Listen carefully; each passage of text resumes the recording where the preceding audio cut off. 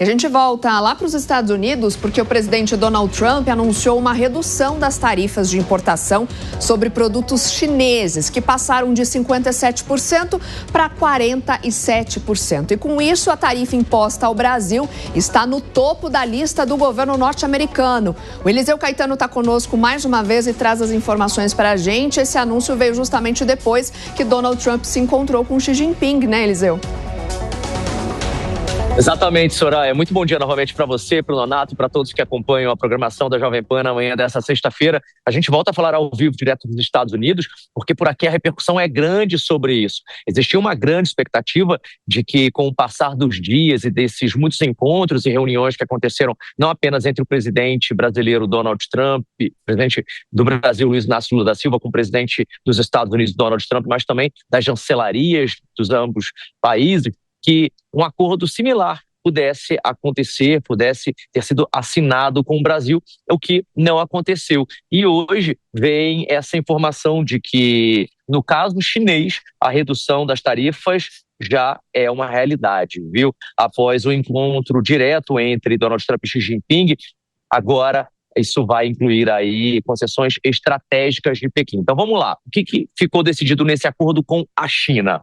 Bom, a China vai retomar a compra de soja americana, vai manter a exportação de terras raras, algo que também foi colocado na mesa com relação ao Brasil, vai manter, além de manter a exportação de terras raras, vai cooperar também no combate ao tráfico de fentanil, que é um problema interno grave aqui dos Estados Unidos.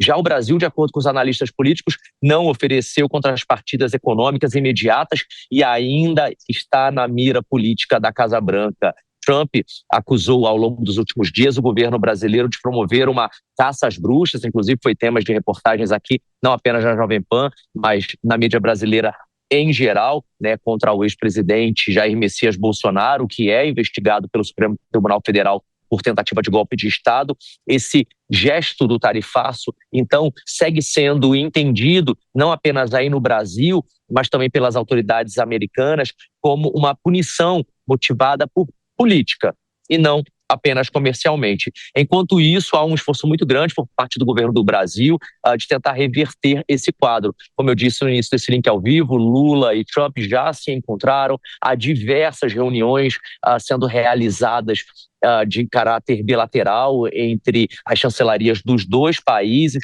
mas essas reuniões todas não resultaram em praticamente nada para o Brasil. Na verdade, não resultou em acordo nenhum, pelo menos até agora. Mas sim criou uma agenda, uma abertura, né, de espaço para negociação que não existia até então. Já por outro lado, na manhã dessa sexta-feira, o que a gente percebe é que a China saiu fortalecida, né? Donald Trump impôs o tarifaço há 85 dias contra diversos países do mundo. A China foi um dos países mais atingidos, mas é a segunda nação mais importante do mundo, a segunda maior potência econômica do mundo, e que agora sai fortalecida aqui desse encontro com o Washington. A redução das tarifas para a China, por exemplo, caiu de 57% para 47% e evita aí uma escalada dessa guerra comercial. Portanto, o Brasil nesse momento enfrenta uma tarifa mais alta do que a China após o acordo entre Xi Jinping e Donald Trump. Eu volto com vocês no estúdio. Obrigada, Eliseu Caetano, conversando com a gente ao vivo, direto dos Estados Unidos. A gente ainda vai seguir nesse tema, porque o Alan Gani está de volta para a gente entender um pouco mais dos aspectos econômicos, né? E do ponto de vista econômico, Donald Trump ficou feliz da vida com esse acordo com a China. E mais um país aí conseguindo, enquanto o Brasil... nada. Pois é, olha como são as coisas, Soraya. O Brasil, que começou com uma tarifa de 10% lá no Liberation Day, no dia 2 de abril, agora está com 50%. A China, que foi fortemente taxada, chegou ali num meio termo, né? Ali 10% e 30%.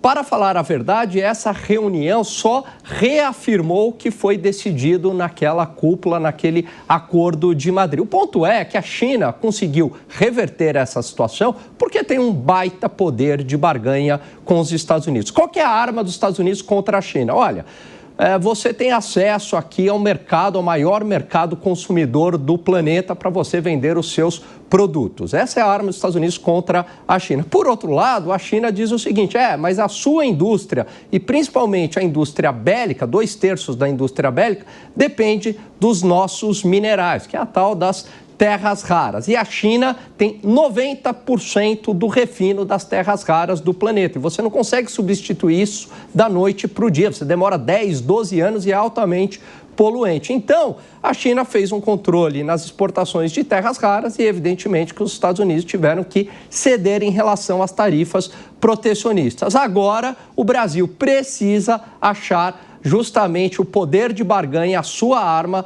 para usar contra os Estados Unidos. Caso contrário, a gente vai ter uma tarifa bastante elevada. Soraya. Gani, isso é peso apenas de cada nação, à medida em que o Trump foi lá, conversou com o Xi Jinping e resolveu. Tudo bem que ele foi uma visita mais formal, me parece, do que um encontro numa cúpula, como foi o governo brasileiro. Mas a impressão que dá é essa, é o tamanho, porque agora os nossos diplomatas é que vão resolver, ou alguém ligado à nossa economia, à economia americana.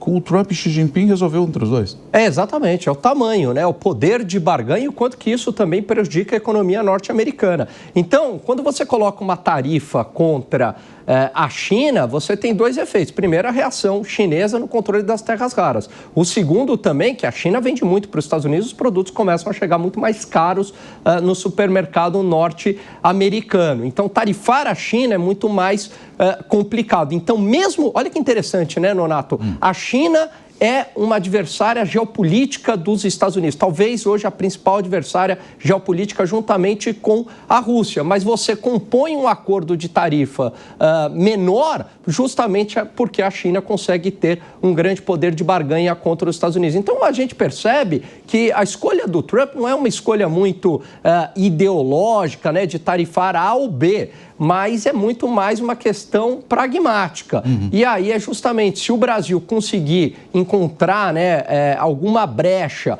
para fazer com que os Estados Unidos retroceda nessas tarifas, seria ótimo. Talvez, né, o encarecimento do café da manhã lá do norte-americano, né, o suco de laranja, a carne, e tenha uma insatisfação por parte do consumidor, talvez seja um caminho para diminuir as tarifas protecionistas ou oferecer terras raras. A gente é o país com a terceira maior reserva de terras raras do mundo, mas a gente não tem capacidade de refino. E talvez uma troca nesse sentido seja vantajoso para os Estados Unidos. Valeu, Gani. Até.